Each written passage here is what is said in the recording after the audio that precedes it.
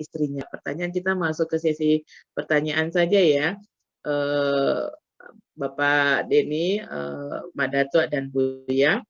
Ini ada dari Pak tadi ya, Pak Albaik.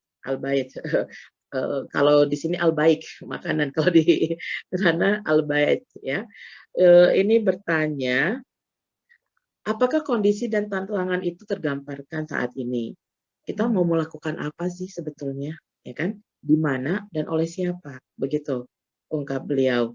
Dan lanjut oleh Pak Kemal Sultan, izin bertanya kepadanya Datuk Fauzi Bahar, katanya, apakah pendidikan agama masih kurang nih di pesantren, ya kan? Apa kira-kira yang terbayang ketika guru agama di pesantren melakukan perilaku menyimpang kepada santri-santrinya? Nah, ini lagi viral ini ya di beberapa daerah, bahkan juga ada nih di kota Sumatera Barat. Para korban akhirnya suatu saat akan membalaskan dendam kepada junior-juniornya, sehingga akan menjadi mata rantai, ya ibaratnya rantai setan ya kan ya. Dari korban jadi predator terus menerus. Nah, bagaimana nih kita menghentikannya jika di negeri menyimpan aib lebih baik daripada menyelesaikan masalah. Jadi ada bukan fenomena ya, ya ada solusi yang dipakai adalah ya udahlah kita baikan aja lah gitu ya. Bahasa ininya nggak usah cari ribut lah, jangan diangkat ke permukaan, ini aib begitu kan ya, damai saja. Nah, apakah itu juga menjadi salah satu solusi ya kan, yaitu tadi menenggang sana sini kalau kata Buya, toleransi atau intoleransi kita yang bagaimana nih yang semestinya. Nah, seperti itu. Dan tadi barangkali ke Pak Denny, pertanyaan saya juga yang berkaitan tentang kalau kita kaitkan dengan orang Minang yang merantau ya Pak ya, diaspora tadi ya. Apa yang kira-kira bisa kita lakukan ya sebagai orang yang di rantau, baik rantau jauh maupun dekat, guna itu tadi ya kekuatan kekuatan kita ini, posisi kita ini dalam ya mengambil andil lah sebagai salah satu solutif untuk permasalahan ini. Seperti itu. Silakan nih, Mak Datuk Fauzi dulu yang mau menjawab, atau Buya atau Pak Denny. Silakan, tafadhol. Boleh, tafadhol. Oke, boleh Pak Denny. Kantor saya dulu ya. Silakan Mak Datuk. Silakan Pak Fauzi dulu Pak Fauzi. Ya, memang ya, di mana saja lembaga pendidikan saja awal dari tindakan-tindakan itu menjadi piala bergilir. Piala bergilir itu maksud kami diwariskan kepada junior-junior. Termasuk juga konon lebih dari 75% pelaku-pelaku LGBT, mereka yang pernah korban dari LGBT. Jadi dia tadinya adalah korban. Setelah itu dia melakukan. Dari itu memang apa saja, instansi apa saja, selalu ada inspektur ya. Di mana saja, di kalangan tentara, sipil, pesantren, instrukturnya siapa, pengawasnya siapa, memberikan ini siapa. Ketika sang guru dia melakukan semaunya, nah ini siapa pengawasnya. Jadi ke depan memang harus ada pula setiap pesantren-pesantren itu ada lagi yang mengawasi, termasuk juga polisi, harus mengawasi polisi. Makanya ada dewan polisi itu untuk mengawasi polisi. Termasuk juga meskipun skopnya kecil ya, tidak boleh dalam ya saya bukan orang pendidik ya, memang betul itu ya. Jadi jangan pesantrennya yang ditutup, tetapi pengawasan dari pesantren siapa ya. Ketika ini kita lakukan ada badan pengawasnya. Secara umum bersumpah tuh ini emak segala macam. Siapa itu? Halo? Anies. Suara? Ya. Nah, jadi kenakalan atau yang dilakukan oleh para pendidik kepada yang dididik yang perlu memang kita cermati ya. Makanya kalau di sekolah-sekolah itu ada PS ya, pengawas ya, untuk apakah kepala sekolah siapa yang ngawasin, ada lagi yang ngawasin ya. ada laporannya sekian. Dari itu pesantren-pesantren yang apakah masih perlu pesantren? Perlu. Jadi kalau memang jangan lembaganya yang dirubah, tapi bentuk pendidikan pesantren itu yang perlu kita awasi juga. Tidak boleh dilepasin. Ya. Kalau dilepas, para pengasuh bisa pagar makan tinaman. Ini perlu memang peringatan juga pada saya, karena saya memang dunia pendidikan yang perlu kita tingkatkan kepada mereka. Termasuk juga di kalangan apakah itu pendidikan perempuan atau laki-laki, kegiatan itu akan terjadi hal yang sama. Ya. Terima kasih masukannya ini, sekaligus akan saya jadi catatan ini, seperti Buya sampaikan tadi. Saya Buya, besar maknanya webinar yang kita adakan malam hari ini, karena saya memang membutuhkan bentuk-bentuk apa yang akan kita pertajam di Minangkabau ini, terutama sekali untuk anak kemenakan kita. Termasuk juga saya laporkan juga kepada Bundo ya. Sekarang ini kita sedang kerjasama dengan BPN, Badan Pertanahan. BPN itu sekarang ada 2 sertifikat yang dilakukan. Jadi sertifikat Koranda itu pribadi, ada lagi sertifikat risiko tinggi, namanya sertifikat komunal. Tidak makan gadai, tidak makan jua. Jadi sertifikat ini hanya sebagai bentuk ketahan pemilikan tanah. Kenapa orang berperkara hari ini? Karena tidak jelas kepemilikan tanahnya. Ya, jadi dulu ketika lepasnya sepadan dan ligitan, ya agak susah dikit ceritanya ini. Jadi hanya kerajaan Malaysia menunjukkan kertas besar ini, ya, yang sudah kusam, sudah lusuh, buatan Inggris. Ada lagi sebuah peta buatan Belanda. Ya, peta yang dibuat oleh Inggris lebih tua dari peta yang dibuat Belanda. Dalam peta yang dibuat Inggris, padan dan ligitan itu termasuk jajahannya. PBB mengakui semua jajahan Inggris jatuh kepada Malaysia, semua jajahan Belanda masuk ke Indonesia. Jadi ada pepatah tentara mengatakan, kalau ingin damai bersiap-siaplah untuk perang. Jadi kepemilikan sebuah tanah, jadi itu penting sekali.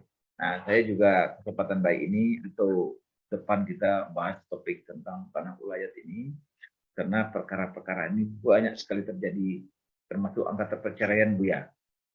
Yang lebih lucu lagi hari ini, ternyata si perempuan lebih banyak menggugat perceraian daripada laki-laki. Data yang ada hari ini. Di Kota Padang, di tahun 2001, angka perceraian mencapai 2.000 perceraian di tahun 2001.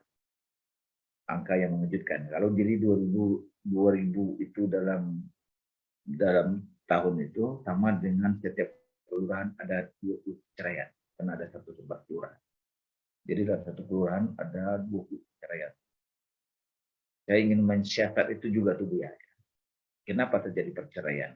Ketika terjadi perceraian, mungkin ini juga awal terjadi anak yatim. Anak yatim ibunya sibuk mencari nafkah, tidak terawasi, tidak ada yang takutinya. Mungkin awal-awal LGBT mungkin dari sini juga. Awal-awal dari narkoba dari sini juga. Awal-awal kenal kanan dari sini juga. Ini mungkin Bundo, ya, Bundo Negara, kita angkat lagi sebuah kisah tentang ya kenapa perempuan lebih banyak mengajukan gugatan cerai kali ini. Kembali pertanyaan tadi, memang inilah saya kagum dan bangga kepada para perantau yang selalu memikirkan perkawinan, mungkin ke kampung halaman, terutama sekali tentang perkembangan generasi, ya, karena pembangunan akhlak budi pekerti itu dan akidah itu jauh lebih penting daripada pembangunan fisik. Jadi alhamdulillah ini menjadi sebuah catatan penting oleh saya, karena ini kan saya bicarakan pada eksekutif juga, masuk kepada legislatif. Sementara begitu Bundo, ya Mbak Mela, terima kasih. Assalamualaikum warahmatullahi wabarakatuh. Terima kasih. Waalaikumsalam warahmatullahi wabarakatuh. Ini juga ada nih related ya dari Ananda kita nih sepertinya atau Mande kita nih Yolanda Z Putri, mahasiswa Magister Ilmu Linguistik UNAN. Ia mengatakan bagaimana nih pendapat Pak Fauzi tadi sudah barangkali nanti tambahan juga untuk Buya ya Buya tentang penghapusan mata pelajaran BAM di beberapa jenjang sekolah di Ranah Minang, tuh, khususnya di Kota Padang. Karena menurutnya Yolanda ini, seharusnya itu tidak boleh dihilangkan dari jenjang SD sampai SMA, sebab hanya pelajaran itulah yang dapat membangun moralitas anak generasi di Ranah Minang agar tahu dengan adab dan tata krama. Dan seharusnya mata pelajaran agama di setiap sekolah itu harus diperluas lagi jam terbangnya, yaitu sedikit ya dari zaman dulu juga cuma ibaratnya 2 SKS kalau ininya ya, agar anak-anak yang menjadi generasi penerus tahu dengan agama dan hal yang dilarang, ya kan? Terus ya oleh sebab itu makanya banyak fenomena terjadi seperti pelecehan seksual ini dapat kita tanggulangi berdasarkan adat bersandi syarat bersandi kitabullah. Seperti yang kata Buya katakan tadi ya, fondasi utamanya keluarga juga dan ilmu dan adab. Nah itu tadi yang mungkin saran ya kepada Mak Dato Fauzi juga sebagai pemangku adat ya Mak Dato ya. Mudah-mudahan ini bisa di apa ya, tidak di follow up gitu kan ya. Dan untuk itu juga ini ada, ini saya sambil karena related ya, sambil menyingkat juga, ada dari Cabau di, saya nggak tahu bacanya gimana, ini Cabau di London sana yang mengatakan bagaimana juga LKAM mengantisipasi pengaruh besar dari perkembangan zaman sekarang pada generasi muda Minang. Hari ini dunia sudah dalam genggaman kita, anak muda bisa akses YouTube dan lainnya ya, budaya asing masuk, teradopsi pada diri mereka. Akankah falsafah yang tadi yang dikatakan oleh Buya itu ABS, SBK akan punah? Nah, barangkali nanti juga Pak Denny bisa kita relatedkan nih Pak, ya, bagaimana tidak punah ABS, SBK itu untuk kita sebagai orang perantauan. Silakan Buya menjawab dulu, lanjut nanti Pak Denny. Tafadhol Buya. Baik, bismillahirrahmanirrahim. Assalamualaikum warahmatullahi wabarakatuh. Buya simak pertanyaan yang diulangkan oleh Mande Mela ya, di Riyadh sana. Dia simpulkan ada 3. Dia jawab dulu yang pertama. Tentang BAM. Pelajaran budaya adat Minangkabau. Yang telah dianggap sudah tidak sempurna atau dihapuskan. Buya berpendapat BAM itu wajib diperkuat dan dilengkapkan serta diperdalam. Selama ini BAM hanya dilihat batas-batas nagari. Ya. Nah, Buya melihat di dalam BAM itu harus mengarah kepada akhlak atau adab. Perlu kita ketahui, dalam tatanan adat Minangkabau itu ada 2 perbuatan sumbang. Sumbang 2. Nah, sumbang 2 yang diperhatikan oleh masyarakat. Alai adojo ko kini pengertian di BAM iko diajarkan. Dan sumbang 2 kak. Sumbang duduk, sumbang tagak, sumbang diam, sumbang berjalan, sumbang bakato, sumbang malie, adolai sumbang berpakaian, sumbang bagau, sumbang karajo, adolai sumbang batanyo, sumbang menjawe, sumbang kurena. Kalau disabui kedua-balihnya kok, seluruhnya adalah adat yang berpedoman kepada syariat.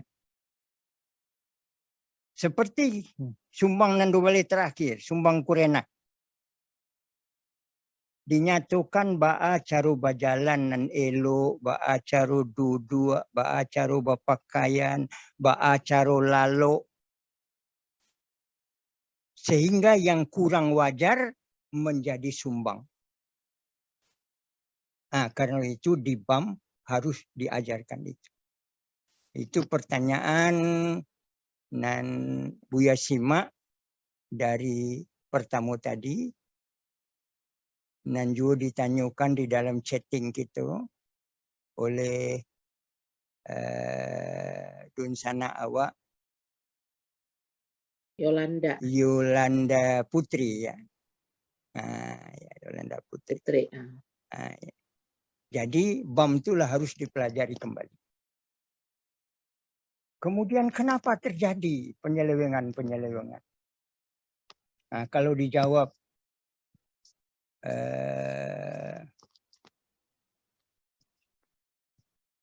solusinya dari Al-Quran, barangkali Buya teringat dengan firman Allah dalam surat An-Nisa ya Bunda Mela. Ya. Surat An-Nisa ayat 34. Laiko berjalan jo kini sureko. Pertama, Ar-rijalu qawwamuna 'alan nisa. Laki-laki itu pelindung bagi perempuan. Koknyo gadang melindung padusi nan ketek. Ko inyo gae melindung padusi nan lebih muda darinya. Koknyo suami melindung istri. Qawamun. Lebih dalam pemimpin. Memimpin, bukan merusak. Yang pertama. Lagi jalan jole kok ini. Kenapa laki-laki itu dijadikan itu? Dijawab oleh Allah dengan problem solvingnya. Bima faddalallahu ba'dahum ala ba'din. Karena Allah telah melebihkan sebahagian daripada mereka daripada yang lain. Dilebihkannya laki-laki itu bagaknya daripada padusi. Dilebihkannya kekuatan laki-laki itu dari padusi. Walaupun barangkali Cibo di Indonesia dalam melawan penjajahan, 3 jenderal padusi ketiga-tiganya. Malahayati, Laksamana di Aceh, padusi. Ya kan? Cut Nyak Din, panglima perang, padusi. Tambah lagi, Ibu di Minangkabau, Putih, Siti Manggopo, padusi. Kenapa mereka sekukuh itu? Karena mereka punya adat dan punya adab, serta punya keimanan dan keyakinan. Nah, kalau kita sabui problem solving yang dijawabkan oleh Allah, ba'a mangko laki-laki dijadikan qawwamuna 'alan nisa. Seperti yang dinyatakan oleh Pak Datuk Nan Sati tadi. Lah banyak padusi yang meminta cerai. Kan ya betul? Tidak laki-laki yang minta cerai. Padusi yang minta cerai. Lai terlaksana kau tak? Bima faddalallahu ba'dahum ala ba'din wa bima anfaqu min amwalihim. Kerana laki-laki diberi kelebihan untuk menjaga perempuan dan kerana dia menginfakkan hartanya untuk kebahagiaan rumah tangga. Iyo lai terpakai. Kau indah atau pasu padusi minta cerai. Jangan disalahkan juga padusi kau. Kadang-kadang laki-laki kau tidak muah menyalahkan diri. No? Ya kan? Mari kita lakukan koreksi. Satu. Perempuan lebih menahan daripada laki-laki. Fasalihatu qanitatun hafizatun lil ghaibi bima hafizallah. Wah, hebatnya perempuan-perempuan yang saleh, perempuan-perempuan yang qanitat, yang berteguh hati, ditahannya. Oleh karena itu, kata Nabi kita Muhammad sallallahu alaihi wasallam, lebih dahulu isteri masuk surga dari suami. Apa kata Nabi? Jika perempuan-perempuan kamu pelihara salatnya dengan baik, jaga puasanya dengan sempurna, dipeliharanya kehormatannya, dihormatinya suaminya. Qila laha, sampaikanlah kepada si itu, ke istri itu, udkhulil jannah min ayyil abwab. Dia boleh masuk surga dari pintu mana saja dia bisa masuk. Masya Allah. Laki-laki boleh mendapat jaminan seroman itu, Bu Mela? Tidak. Tapi padusi dapat jaminan. Dek qanitat ini. Kemudian hafizatun lil ghaib bima hafizallah. Menyimpan rahasia di belakang orang nan. Hebatnya. Oleh karena itu sehina-hina perempuan menceritakan aib rumah tangganya. Kalau kini tidak, semulia-mulia selebriti yang menceritakan aib rumah tangganya. Basorakkan di televisi.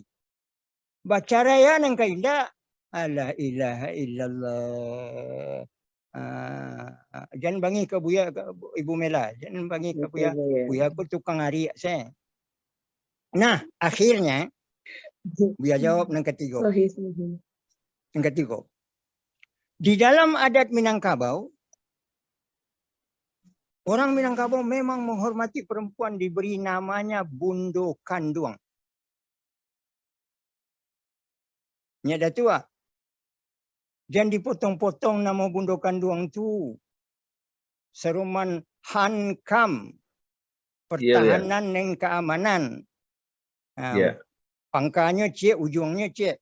Kalau diterjemah Kempulu Bundo Kanduang kok pangkanya cik. Tidak bisa menyebut dah. Iya, Bu ya. Lah, jangan dipotong-potong. Bundo Kanduang. Mandeh Kanduang. Jangan dipendekkan. Jangan dipendekkan. Maka di dalam hukum adat awak, dalam rumah tangga, antara suami dengan istri ibarat duit tunggal. Duit tunggal. Tidak ada perbedaan. Perbedaannya hanya kepada hak dan kewajiban. Tidak bermartabat. Oi, orang HAM. Tidak bermartabat. Orang yang menuntut hak tetapi tidak melaksanakan kewajiban. Juga tidak bermartabat orang yang melaksanakan kewajiban tapi tidak mendapatkan hak. Oleh karena itu, HAM harus juga dengan KAM. HAM, KAM. Hak asasi manusia dan kewajiban asasi manusia. Oleh karena itu, PBB tidak pernah membicarakan HAM. Dia bicarakannya human destiny. Bukan human right. Awak seorang sana menceritakan HAM. Lalu, Assalamualaikum warahmatullahi wabarakatuh. Waalaikumsalam warahmatullahi wabarakatuh. Masya Allah. Terima kasih Bu ya. Waduh, ini banyak sekali nih hal-hal yang out of box kalau bisa dibilang begitu ya. Yang biasa jarang untuk dimunculkan, dimantikkan ke tengah masyarakat untuk didiskusikan. HAM dan KAM ya, seimbang ya.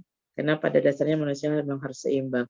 Ya nih, bagaimana nih Pak Denny kalau kita bicara tentang peranan-peranan dan rantau-rantau terutama ya, baik itu rantau dekat, rantau jauh terhadap fenomena ini. Apa sih kira-kira yang bisa kita lakukan juga nih, baik itu sebagai generasi yang sudah remaja tua gitu ya, Pak Denny ya. Saya nggak mau bilang sepuh karena masih berjiwa muda, atau bahkan nih anak-anak kita nih yang hidup di perantauan, apa yang bisa kita lakukan? Apakah kita juga bisa mempertahankan ABS SBK sebagai falsafah kita dengan culture tempat tinggal kita yang kadangkala memang berbeda jauh? Silakan Pak Denny. Ya, terima kasih Bu ya, terima kasih Pak Fauzi. Banyak sekali saya juga banyak belajar nih malam ini. Banyak ilmu, Buya juga luar biasa. Beliau mengatakan sudah giginya sudah tidak utuh lagi, tapi ilmunya luar biasa. Jadi kalau pertanyaan Mela, apa yang diaspora Minang ya di rantau bisa lakukan adalah mungkin setiap kemajuan itu, setiap perkembangan itu akan berinteraksi satu sama lain, ya kan? Adat kita mungkin memang kokoh, adat Minang, tetapi zaman kan berkembang. Jadi kita sendiri juga harus menyesuaikan supaya tidak ketinggalan zaman, ya kan? Nah, selain mengokohkan, mulai tadi disebutkan dari keluarga, ke masyarakat, komunitas, dan seterusnya. Nah, di sini tentu penting peran perantau. Kenapa? Karena dunia sekarang sudah terbuka luas. Ya kan? Tanpa partisipasi perantau, anak-anak muda Minang atau anak muda dimanapun, mereka akan mengakses informasi dari manapun, dari negara manapun. Nah, sering-sering, seperti kata pepatah, rumput tetangga selalu lebih hijau, kita itu tidak tahu ada budaya kita ini bagaimana sekarang. Posisinya atau komparasinya dibandingkan dengan negara-negara lain. Nah, di sini mungkin diaspora bisa berperan. Seperti acara yang kita lakukan hari ini. Mungkin orang Minang yang sudah lama di Amerika misalnya seperti Bu Ben bisa men-share bagaimana Bu Ben selama ini hidup dengan budaya Minang tapi tinggal di negara yang mayoritas non-Muslim. Bagaimana itu keseimbangan itu terjadi? Bagaimana kita tetap bisa bahagia di dunia, tetapi juga tetap mempersiapkan akhirat kita dengan baik. Gitu.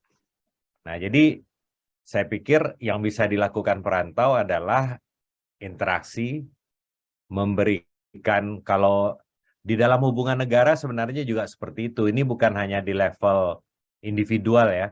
Jadi kalau kita lihat apa yang dilakukan misalnya organisasi seperti United Nations, mereka membagi itu mencoba membantu pembangunan negara-negara berdasarkan kemajuannya. Yang maju nanti membantu yang berkembang membantu yang belum berkembang, dan seterusnya. Dibuatlah berbagai macam konsep. Nah, ini semua kan berinteraksi. Orang yang ingin membantu tidak bisa membantu kalau dia tidak mengerti dengan apa yang dia perlu bantu. Dan sebaliknya. Jadi selalu setiap interaksi, setiap kemajuan itu bisa efektif kalau ada komunikasi dua arah. Nah, jadi saya tidak tahu apa persisnya seperti apa, tetapi yang paling tidak kita sering mengatakan bahwa kita punya aset besar, yaitu perantau Minang. Tetapi sebagai perantau sendiri pasti banyak juga yang pertanyakan, apa yang bisa kita sumbangkan? Iya kan? Nah, tentu bukan dalam bentuk materi atau uang, tetapi pemikiran, konsep. Seperti misalnya, selama saya di Vietnam, saya sering sekali mendapat pertanyaan, apa yang menyebabkan negara Vietnam ini maju pesat? Ya kan? Nah, itu selalu saya share etos kerjanya, kerja kerasnya. Kalau soal agama ya sulitlah kita bicara di Vietnam kan. Karena praktis mereka tidak memberikan perhatian kepada masalah agama, tetapi masalah moral, masalah bagaimana hidup dengan baik, menghargai sesama manusia, menghormati orang tua, itu sangat kental di sini. Ya kan? Jadi dengan gayanya masing-masing. Nah, tentu Ini berbeda. Nah, inilah yang bisa kita bagi sehingga masyarakat Minang dimanapun berada, apakah itu di Sumatera Barat sana ataupun di luar negeri, bisa saling memperkaya. Ini acara yang kita akan hari ini kan sebetulnya bagi yang katakanlah sedang galau, menghadapi masalah, ini mendapatkan pencerahan, ya kan? Bagi yang belum tahu, menjadi tahu.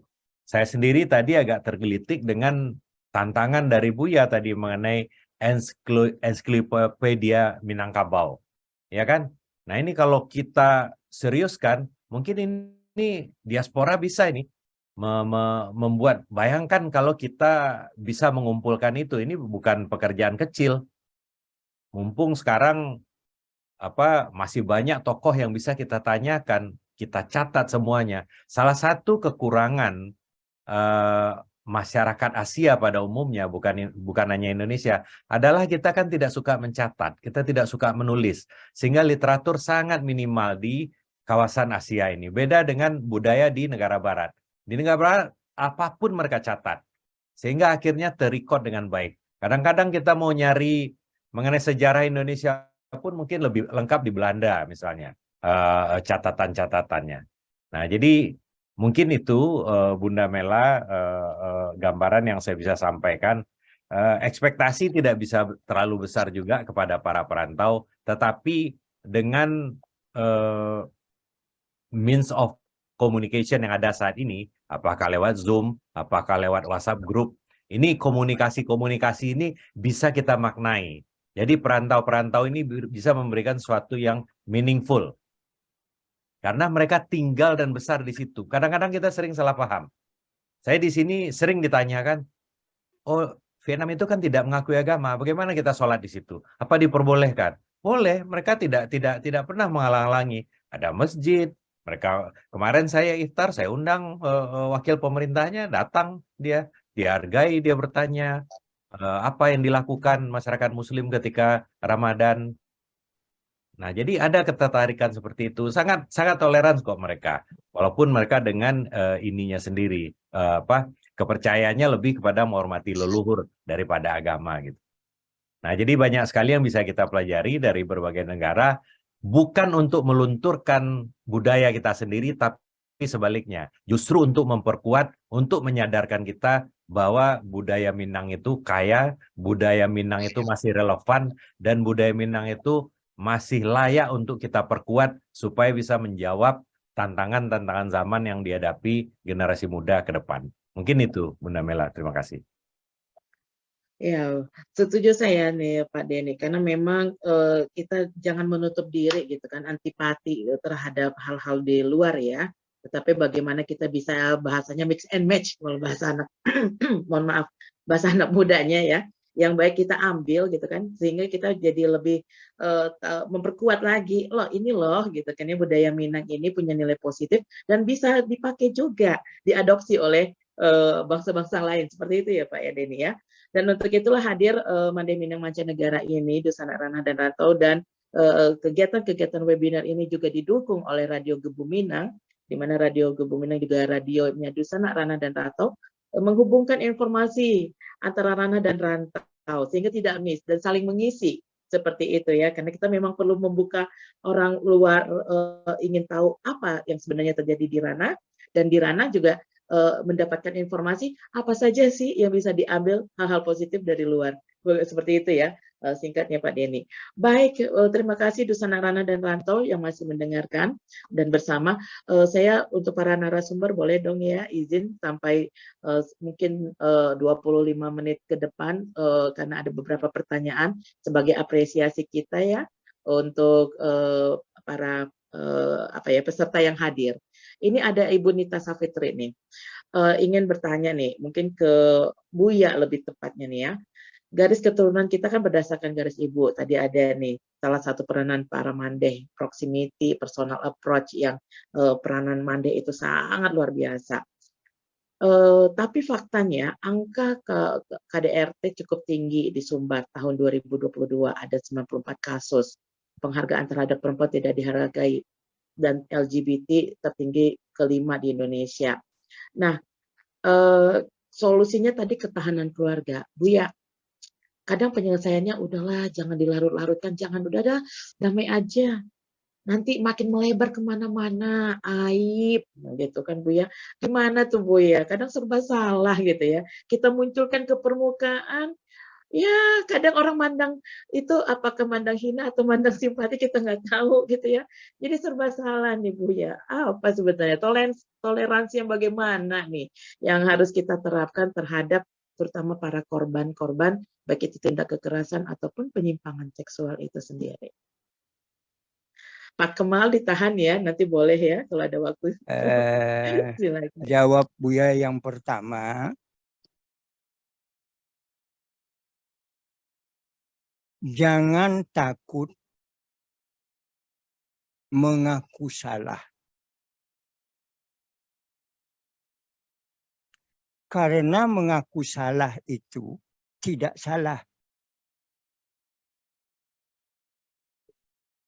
Menyimpan kesalahan itu karena malu, terbuka, justru itu yang salah. Nah, karena itu kita kembali kepada bagaimana adat Minang ini sebenarnya. Kita sebagai masyarakat Minang bersyukur bahwa kita punya falsafah adat Basandi Syara, Syara Basandi Kitabullah. Nah, penjelasan pertama tentang adat Basandi Syara, Syara Basandi Kitabullah tertulis itu oleh ulama. Yaitu dituliskan oleh Inyi Canduang, Syekh Sulaiman Ar-Rasuli yang sekolah di Makkah. Gurunya Ahmad Khatib Al-Minangkabawi. Ahli hadis terakhir sekarang ini, ahli hadis dunia sekarang kan orang Minang asalnya. Al-Fadani. Almarhum Al-Fadani, Syekh Fadani kan orang Padang. Al-Fadani itu kan orang Padang. Bukan berarti kita orang Minang tidak bisa menggali ilmu. Cuma kadang-kadang kita lupa kepada 3 hal. Kelupaan yang pertama, kita tidak lakukan kearifan lokal. Nah, itu kesalahan kita pertama. Kita abaikan kearifan lokal kita. Local wisdom kita abaikan. Padahal di dalam local wisdom kita melihat adat itu di sana diuraikan, hukum itu di sana diletakkan. Kesilapan kita yang kedua, yang harus kita tumbuhkan lagi, kecerdasan. Kalau tadi kearifan, kalau sekarang kecerdasan lokal kita. Local genius kita. Ternyata, ya, ahli hadis kita sekarang ini juga dari kita. Berarti kita bisa mengejar seperti orang lain. Kenapa kita harus malu? Dan yang terakhir, barangkali yang dilupakan selama ini oleh kita adalah kekayaan budaya kita yang kita buang dan kita ambil butiran kekayaan budaya orang yang dibuangnya. Jadi kita memungut yang dibuang orang dan kita mencampakkan kekayaan kita. Dan kekayaan kita itu memberikan karakter-karakter khusus. Sebagai penjawab pertanyaan barangkali, Buya ingin jelaskan. Ada 6 karakter perempuan Minang. Pertama, hati-hati. Khauf. Yang kedua, yakin sangat kepada Allah. Itu perempuan Minang. Dan ketiga, perangainya sangat berpatutan.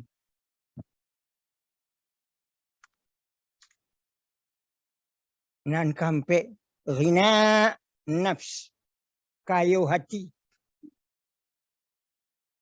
Kayu hati. Nah, kadang-kadang tidak dapat belanja dari suami, nan makan suaminya disiapkannya juga. Baraka santian, terlebih sobok di negara lain situ. Hanya di Minang bersobok ni tu. Enak, paling-paling kutiko suaminya makan tak pernah juga cerita bareh lebih.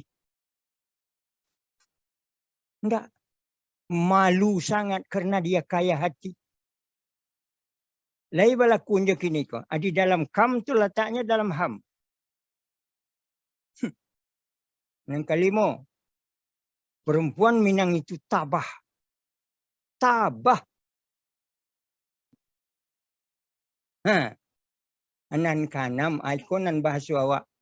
Jime. Di Minang dah ada kata cantik dah. Ibu tu cantik bana buruk. Tapi ibu tu rancak bana. Ba rancaknya sege, jime, kame. Ndak ada pakai cantik ada. Tapi kalau tiba di barat, beautiful itu cantik. Nah, kalau padusi Minang cantik, buruk akibat. Itu Bu Mela, ketambahannya di Buya. Kajawab Masya Allah nan Buya. ado. Ini Mela jujur ya Buya. Buya menyampaikan materi itu Mela merinding dan ingin menangis gitu ya. Antara wah Masya Allah dalam Islam dan adat istiadat Minang ini related sekali. Dan saya harus bangga menjadi wanita Muslim dan wanita Minangkabau. Seperti Ya. itu.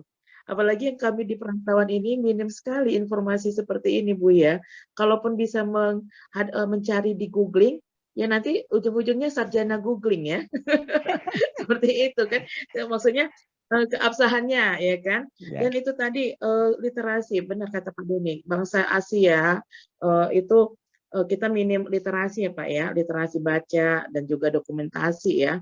Sehingga hal-hal begini ya tidak bisa tersosialisasikan dengan kevalitannya juga ya kan. Sehingga orang juga mengkonsumsi informasi setengah-setengah, nggak penuh gitu kan, apalagi dengan teknologi sekarang internet orang bisa mencari apa aja tanpa batas dan yang menguploadnya pun tanpa batas juga seperti itu.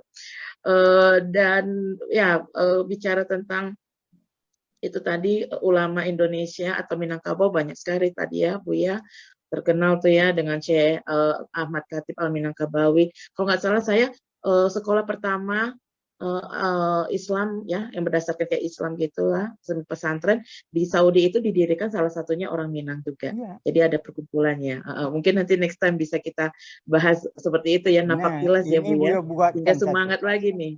Iya benar. Baik kita lanjutnya ada pertanyaan lagi nih Bu Mela. beberapa. Ya Bu kenapa Mela. Bu ya? Ya Bu ya. Ini buku Buya buatkan. Wah Nih. Masya Allah apa itu Bu ya? Ini tebalnya. Wah. Ini buku 1.700 halaman. Wow. Nanti bisa kita Datanya Buya didapatkan? kumpulkan sejak 1950. Masya Allah. Namanya Tambun. Tambo Nagari-Nagari Minangkabau. Bu ya, boleh dong Mela order satu Bu ya. Oh, Pesen belum ya. lagi dicetak. Oh, belum dicetak. Sekarang ini masih masternya. Insya Allah dicetak tahun ini. Insya Allah.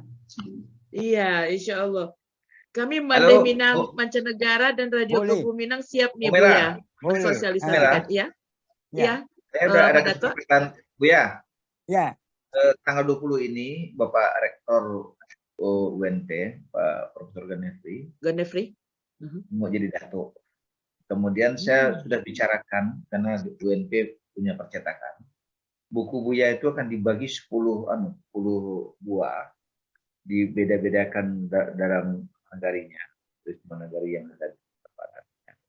Kita kelompokkan. Beliau berkenan untuk mencetak tuh ya, Profesor Ganefri. Ya. Mencetaknya harus buku Buya ini mahal sekali dan Tambo Nagari-Nagari ya yang baru Buya yang membuat ini. Jadi Buya, saya sebetulnya salah satu di samping buku-buku yang lain, karena ini menyangkut tentang menyangkut tentang adat, kebudayaan, dan nama-nama nagari, ini perlu diabadikan. Jadi ibu-ibu yang di mancanegara perlu memiliki buku ini kepada anak-anak kita. Insya Allah. Memang ya, di negeri kita buku itu ya mungkin kita aja, tapi di luar negeri mahal ya buku itu. Ya. Jadi saya sudah beberapa kali dibicarakan dengan Profesor Ganafri, beliau punya percetakan, kita cetak sini aja, wali katanya. Jadi akan setelah beliau jadi datuk ini, saya akan mengundang Buya bersama Profesor Ganafri ke kampus UNP untuk di buku yang setebal itu akan kita pisahkan menjadi 10 buah, 10 seri gitu. Ya, dan ini kita cetak secara profesional ya. Dan ini apa namanya, sekaligus kalau Pak Gubernur mengasih oleh-oleh kepada tamu, sebetulnya kasih oleh-oleh ini aja, dan ini mahal. Ya. Jadi mungkin ya Pak Gubernur mungkin akan kita ajak ya untuk membuat yang eksklusif itu. Jadi setiap siapa tamu beliau ya memberikan oleh-oleh seperti itu, termasuk juga Pak Reto. Karena setiap kali hampir tiap bulan ya UNP itu kuliah-kuliah umum para menteri-menteri, para pejabat-pejabat luar negeri, sebentar lagi Hun Sen ya. Hun Sen itu Perdana Menterinya Kamboja akan dapat gelar doktor di UNP. Nah, jadi kelas-kelas itu ya tempoh hari sebelumnya juga Perdana Menteri Malaysia sebelum beliau menjadi Perdana Menteri dapat doktor. Jadi ini memang menjadi oleh-oleh yang mahal hendaknya ya ke depan. Insya Allah Bu ya. Insya Allah. Jadi saya lupa bicara itu tentang dia terus.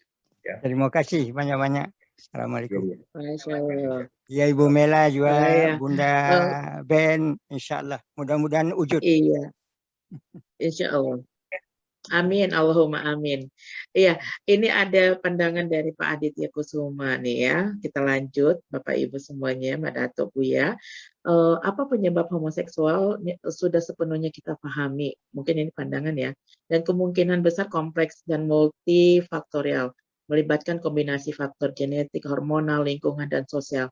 Apakah faktor biologi seperti genetika dan paparan hormon prenatal mungkin berperan dalam perkembangan orientasi seksual? Ya, yang seperti Pak Denny katakan di awal, banyak pandangan ya, perspektif yang menjadi sebetulnya apa ya, fokus kita juga ya Pak Denny ya. Ini ibarat benang kusut ya, kita nggak bisa satu-satu aja ambil. Oh ini fokus di sini aja gitu kan ya. Karena memang ada yang mengatakan nih ke Buya lagi nih, saya itu udah berusaha tapi kok takdirnya itu saya jadi melenceng, ini gimana kan gitu ya. Banyak yang kodratnya saya emang begini, tapi kenapa saya begini juga karena takdir Allah. Nah, kadang suka dibalikin. Susah kita jadinya berdebat seperti itu ya Bu ya. Ya kan bingung ya kan. Jadi kayak bumerang gitu kan.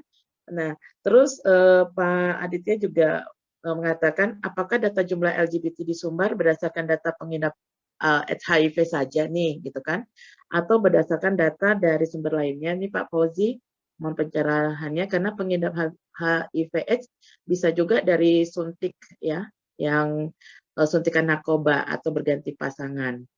Lalu nih ada Masya Allah hari ini ada yang hadir dari Koalisi Perempuan Indonesia nih Bapak Ibu semuanya, Ibu Ratnawati, guru SDN 08 6 suku Kota Solo.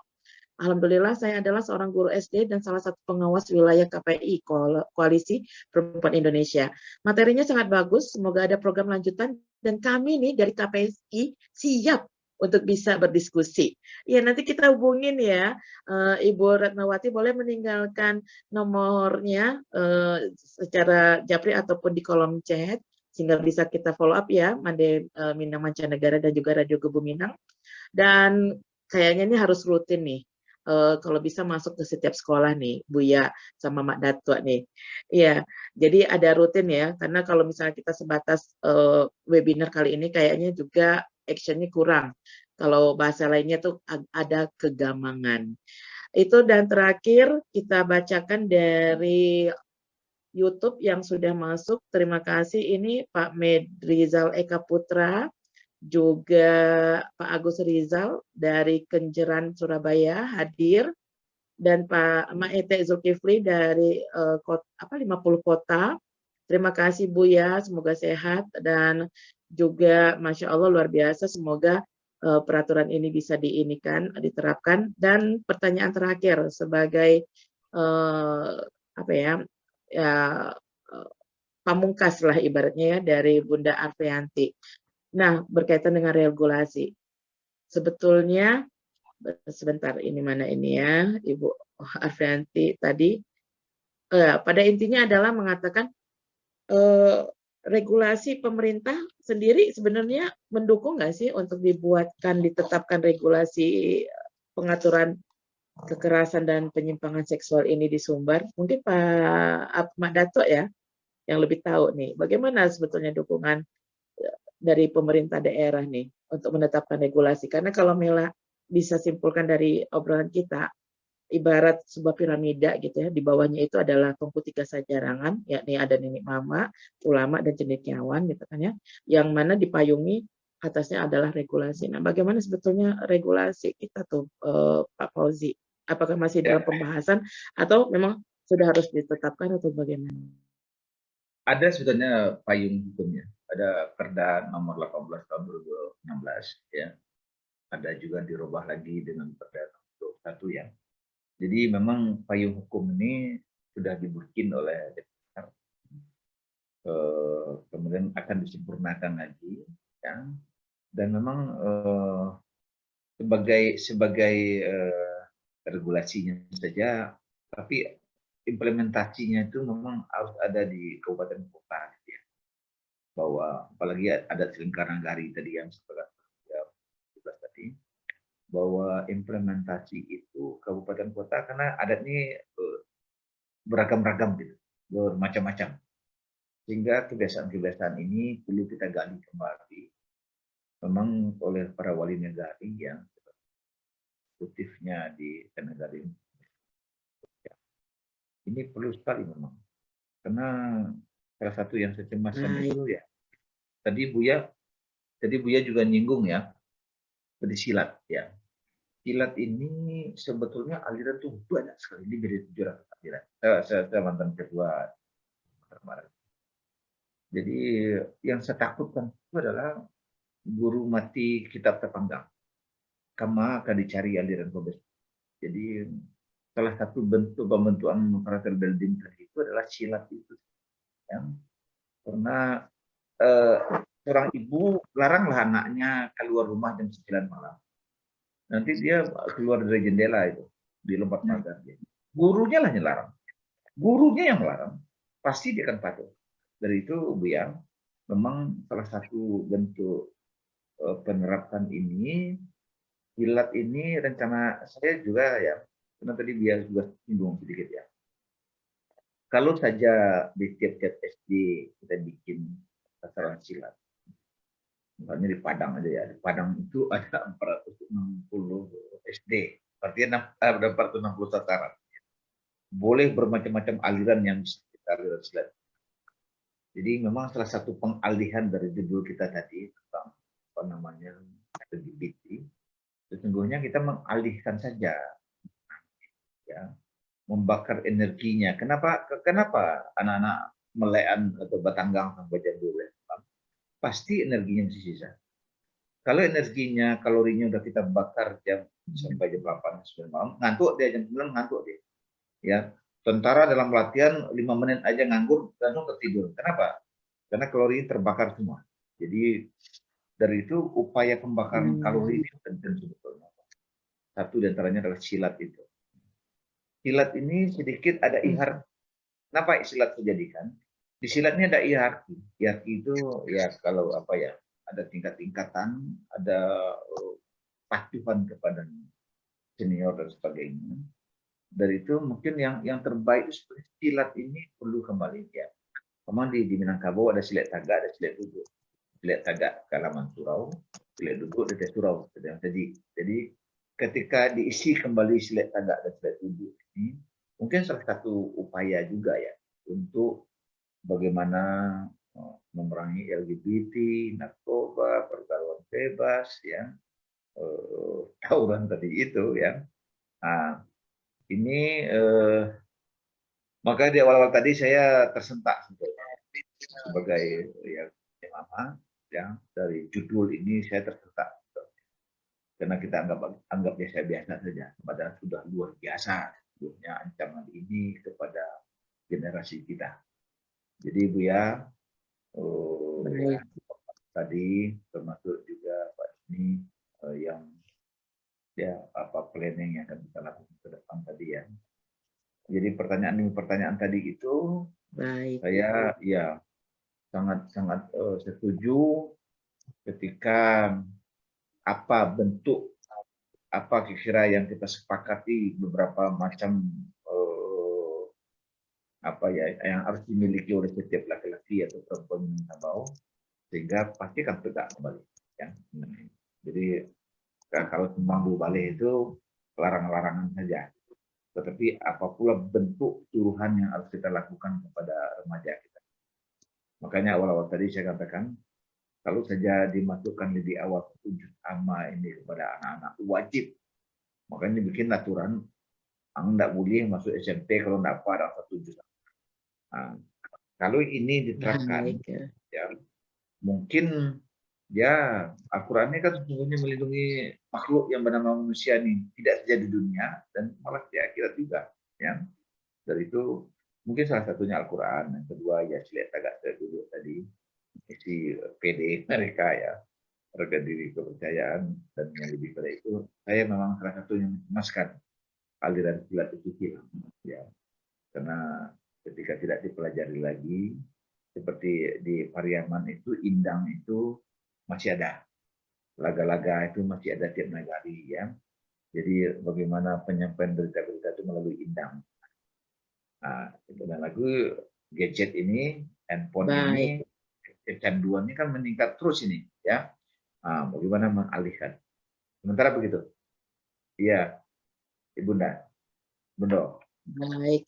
Terima kasih Pak Mak Datwa Ya. atas paparan dan tanggapannya.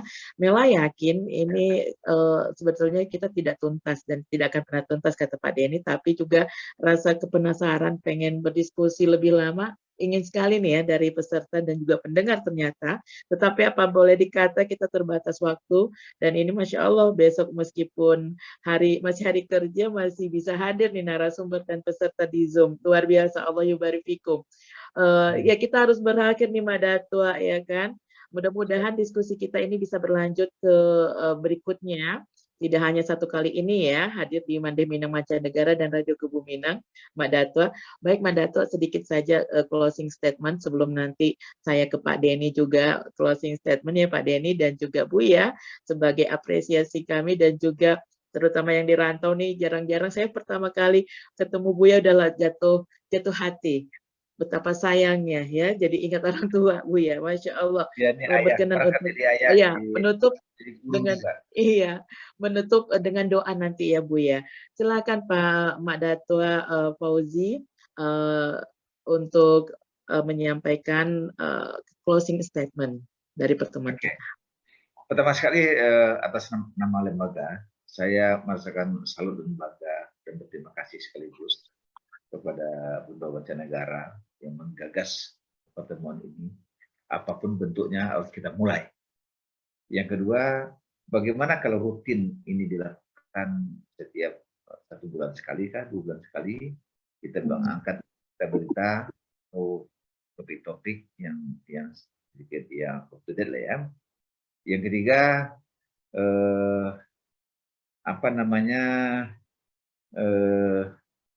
kegiatan-kegiatan yang seperti ini ya, mungkin perpaduan ini hendaknya eksekutif harus kita ikutkan. Mungkin katakanlah Ibu Ketua Penggerak PKK Sumatera Barat, Ibu Gubernur, Ibu Bupati, Wali Kota kita undang. Mereka sebetulnya yang mengimplementasikan atau salah satu kepala dinas kesehatan misalnya, atau kepala dinas pendidikan. Jadi ide ini kan besar nih, Tapi kalau tidak didengar mereka, yang akan action itu mereka, ya. Jadi kesempatan lain mungkin perlu mereka diikutkan, kita undang resmi mereka. Terima kasih. Begitu Bundo Kanduang, Bundo, Buya, makasih Buya, Pak Denny, Abdi, terima kasih, Bu Mela, banyak sekali nih Pak Joko, Pak Rina, ya. Semoga ini menjadi ibadah kita semua. Assalamualaikum warahmatullahi wabarakatuh.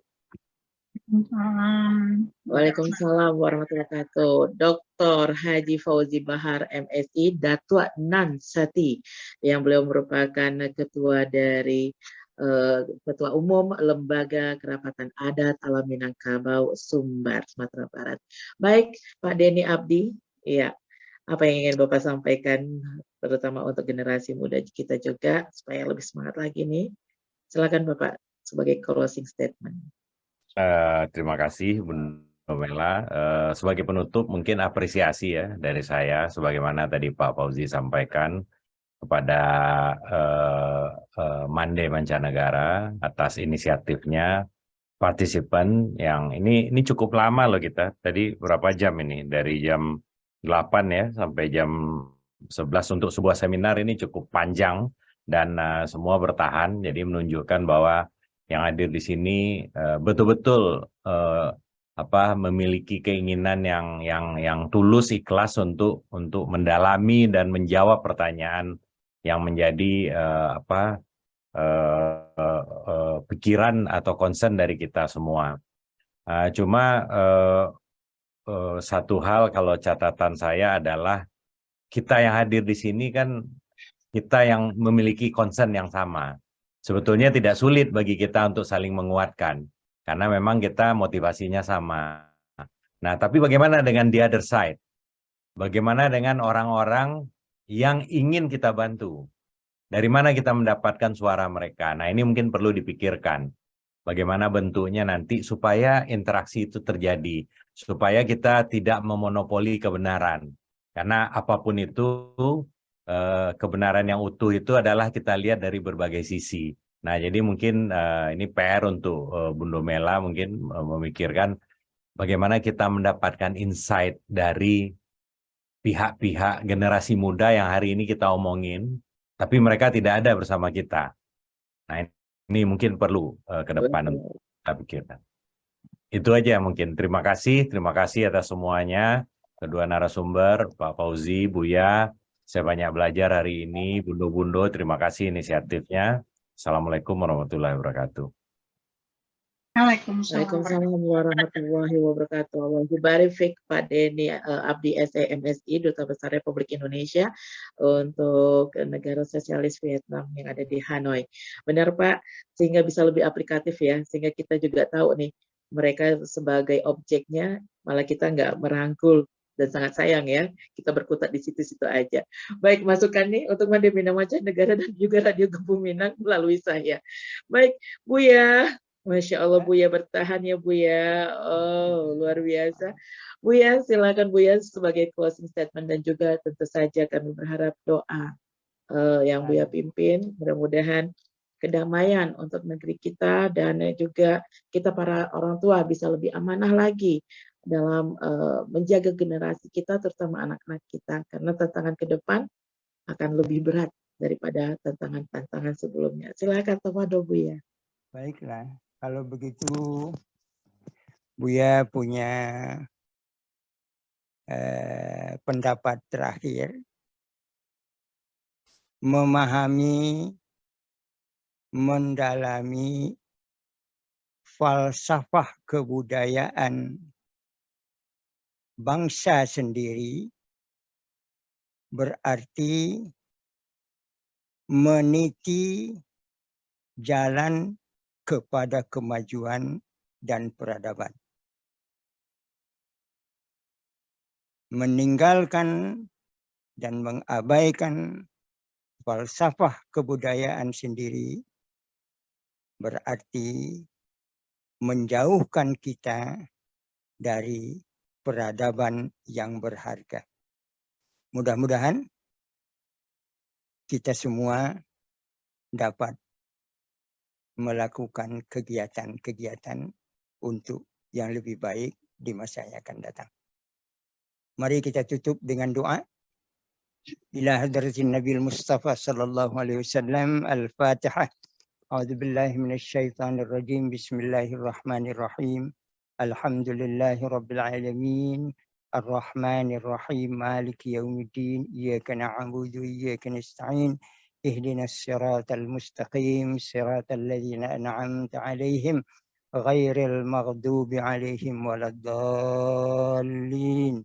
Amin. A'udzu billahi minasy syaithanir rajim. Bismillahirrahmanirrahim. Alhamdulillahi rabbil alamin.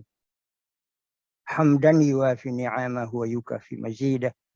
Allahumma lakal hamdu wa lakal syukr. Kama yanbaghi li jalali wajhikal karim wa li'azimi sultanik la hawla wa la quwwata illa billahil aliyyil azim. Allahumma ya Rabbana ighfir lana dhunubana wa liwalidina warhamhum kama rabbayana shighara wa lijaddina wa lijaddatina wa liikhwanina wa liazwajina wa liabaina wa liummahatina wa limasyaikhina talamizina wa ashabil huquqi alaina wa man ahsana aw asaa ilaina wa lijami'il muslimina wal muslimat wal mu'minina wal mu'minat al-ahya minhum wal amwat.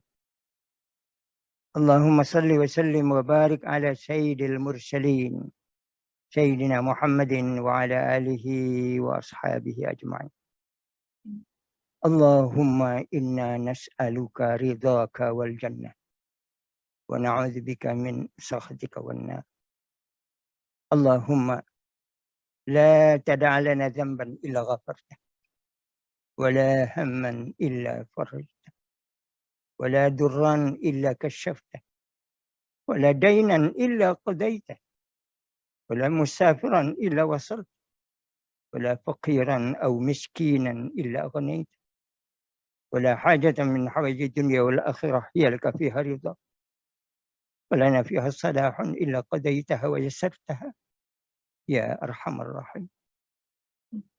Allahumma inna nas'aluka ilman nafi'an wa rizqan halalan wa amalan mutaqabbala wa waladan salihan wa rizqan wasi'an halalan tayyib.